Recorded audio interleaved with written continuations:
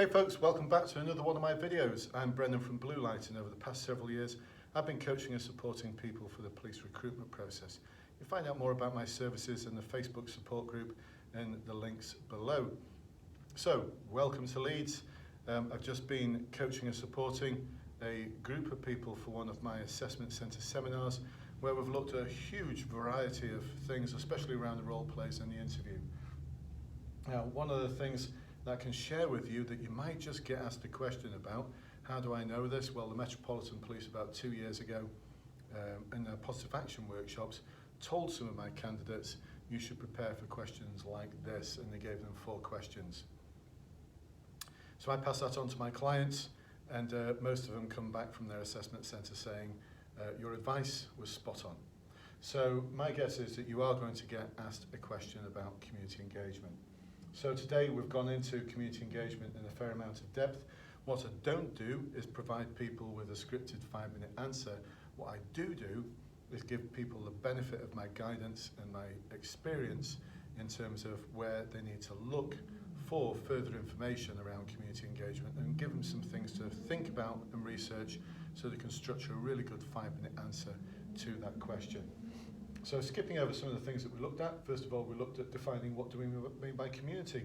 A small or large social unit has something in common. We looked at a variety of different examples of community that would all exist within a place. So things like interest and passion, action and change, practice, religion, belief, race, ethnicity, circumstance, sexual orientation. And what I tasked them to do, and something you might find useful, is to go and find examples of that in the force area or locality where you think you may be working in the future. We then looked at what community is. We then looked at what community engagement is in a policing context. And there's a definition here. It's rather a long one actually. Comes from Andy Myhill's research, like desktop research, into police community engagement that was conducted in 2006 and later republished in 2012. And it's called Community Engagement in Policing. Google it, you'll be able to find the PDF. It's a good long read, but even though the last publication was in 2012, it's equally as valid today as it was yesterday.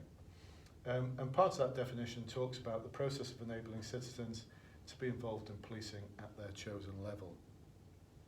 So what does that mean? We then moved on to, so we went through this other part of the definition here, ranging from providing information and reassurance to empowering them to identify and implement solutions to local problems and influence strategic priorities and decisions. So, to enable you to remember that, we then looked at Einstein's Ladder of Citizen Participation. Sherry Einstein published some work in 1969 about citizen participation in the Journal of American Planning. And what she looked at was various categories of participation between citizens and local authorities. Now the same goes for the police.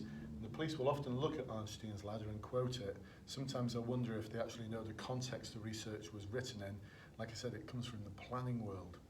But it does talk about ceding power to citizens and citizen control. So in today's session, we skipped over therapy and manipulation. We didn't cover that. And we didn't cover delegated power. But what we did look at is examples of informing, consultation, application, partnership, and citizen control. So you could take out the delegated power in therapy and manipulation and just have a ladder which is informing, consultation, application, partnership, citizen control. Again, I advocated coming up with examples from the force area you work in or from neighbouring forces, because quite a few forces won't have examples of citizen control. And they may not have strong examples of partnership. They will have some examples of application, consultation, and informing. But the citizen control is an interesting one. So we looked at some examples of how that works across the country in terms of changing the shift of balance from public servant to citizen enabler. It's something I'm quite passionate about because it's work I've done over the past decade or so, both within the force, within Greater Manchester where I worked, where I did a lot of work around tackling organised crime gangs, and that would leave a vacuum. You could either fill the vacuum with more OCG that just self-promote themselves up, or develop and enable a really strong cohesive community that was resistant to OCG and other nasties such as child sexual exploitation, loan sharks, drug dealing, and all the other things which cause pain in communities. So I'm currently doing that work elsewhere, currently in the Gloucestershire Constabulary and in West Yorkshire Police, working with councils and the police and communities to look at how they can better cede control to citizens, and as a result of that, reduce demand.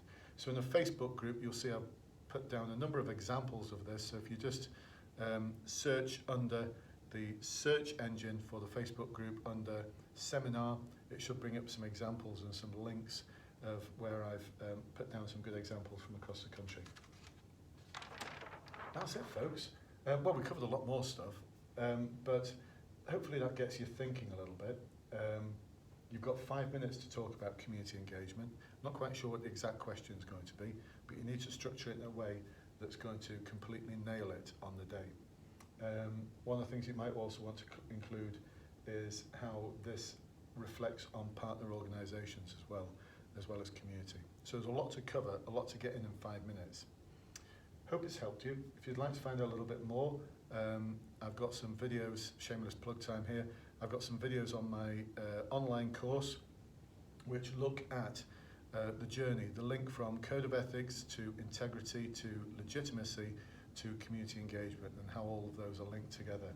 So that's 4 videos for those of you my clients. Look at those videos. It's called Interview Preparation Modules 1 to 4. There's also my client-only Facebook group. If you're one of my clients, please do go to the client-only Facebook group, where you'll see a lot of videos that go into community engagement and other parts of the assessment centre in a lot more depth. So that's where to go, folks.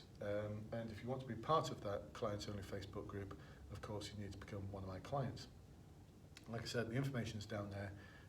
The course cost, the online course cost, was reduced a few months ago to £59. And here's the thing. If you fail your assessment centre and you can demonstrate to me that you've done the work I ask of you, I'll give you a refund. So there's no risk there, folks, no risk. And there's no catches there neither, other than you just need to send me evidence that you've done the work I ask of you within 24 hours of notification of failing. So I hope you found this a useful video, folks. If you've got any questions or comments, please do post them below, whether you're watching this on YouTube or Facebook. Do my very best to get back in touch with you. Until next time, I'll speak to you soon. Bye-bye for now.